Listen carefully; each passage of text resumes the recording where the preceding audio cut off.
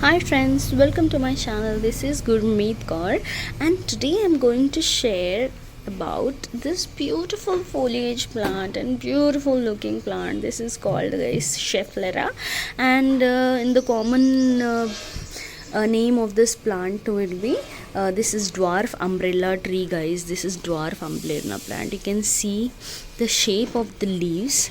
It looks like a umbrella.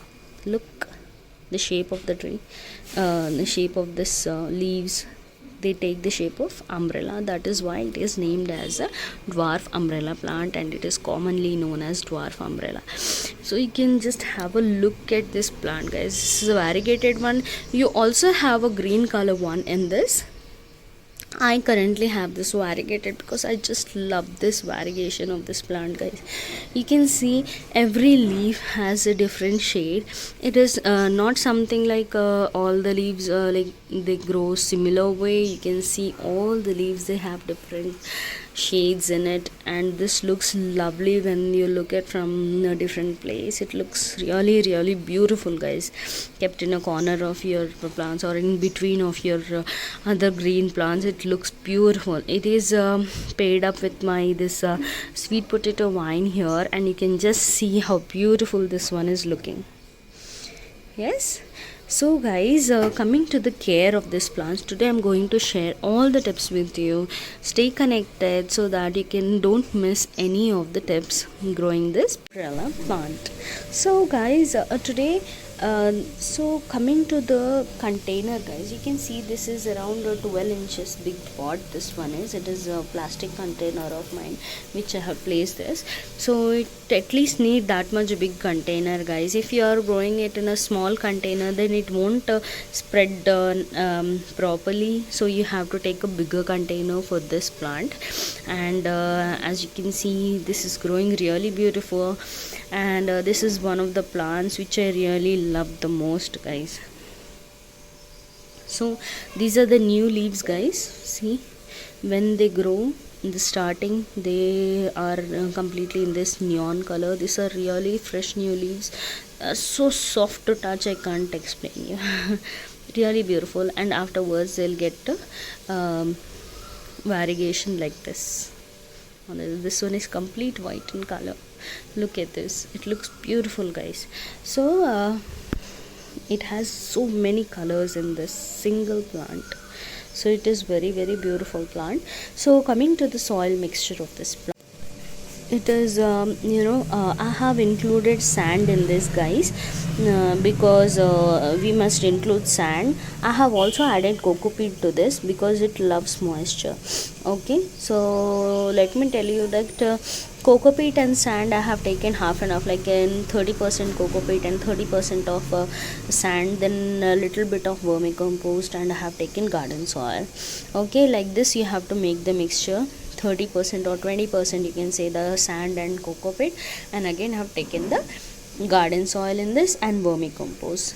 So this plant, that kind of a soil mixture it likes guys, because it is it doesn't like lot of water in the soil. So you need to add little bit of sand because it likes really porous soil. Okay, so I have taken that kind of soil mixture, and you can see how beautiful it is growing. You can also take that kind of it is a if you don't have sand, no worries, you can just add a little bit of perlite in your pot. It will grow really well.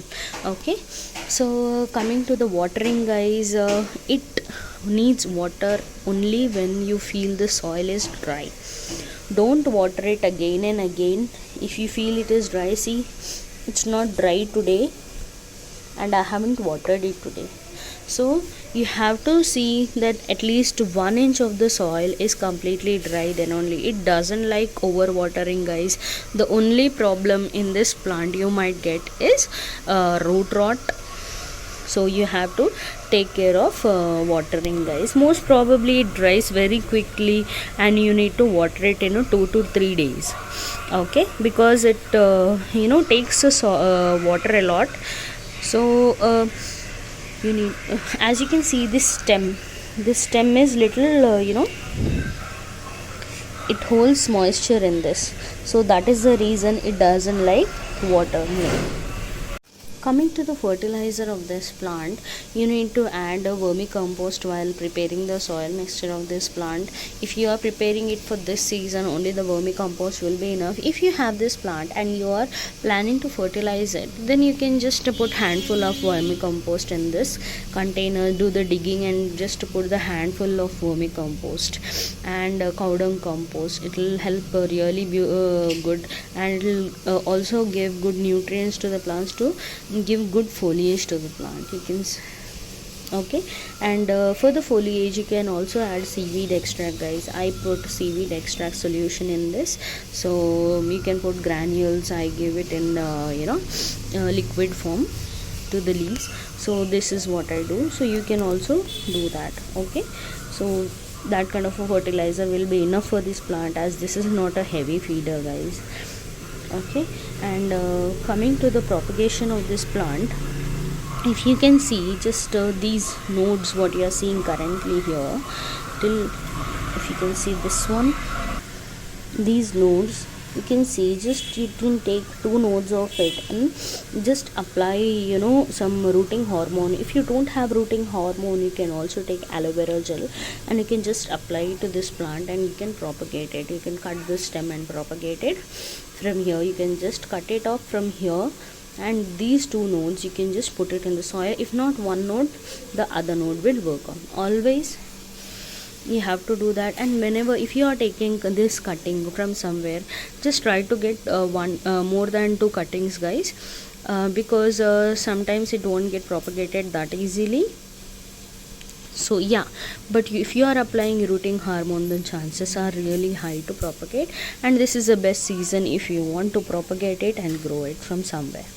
Okay, spring was the best season, and you can also grow it in the rainy season. It will get propagated easily due to the humidity. Okay, and it also loves a place, guys, you can see it has this a lot of plants surrounding it. It likes the environment like that. It's a humid loving plant. You can just place it in between the plants. It will thrive easily. It doesn't ask much, guys. Sunlight is like you need to give bright light to this plant. It doesn't like lot of sunlight. If not, the leaves will burn like this, and they just change the color, and it start dropping the leaves. You can see here there's a burn, so like that it will burn its leaves and it will drop off. Okay, and summer is this growing season of this plant. Now it is a growing season. You can just get this plant if you find this in nursery, and you can just grow it now. Okay, till September to October the growing season will be there. Again in the winter this plant will go to dormancy. You will not see a single growth in this plant. It will just become little dull, and as soon as the spring arises, you can see the leaves coming out like this. It is not a slow growing plant. It will grow very nicely. If you put it in the soil, it will grow vigorously, guys. It will be filled, it can grow up to like 5 to 6 feet of height. It can also grow it like a tree. So generally it is a dwarf variety, but generally it is actually a tree, umbrella tree. Okay, and I think I have told you everything about watering, about the soil mixture, propagation, yeah, about the container also I have told you. So that's it, guys, about this plant. So try to get this plant. It is a very beautiful plant, as you can see. I insist you to get one, and you won't regret getting this plant in your house, guys. If you have this plant, you can just watch this video again and you can just care for this plant. This is a very easy growing plant. If you get one plant, you can make many in the garden, and it will look beautiful, guys, beautiful. So that is it, guys. Thank you for watching.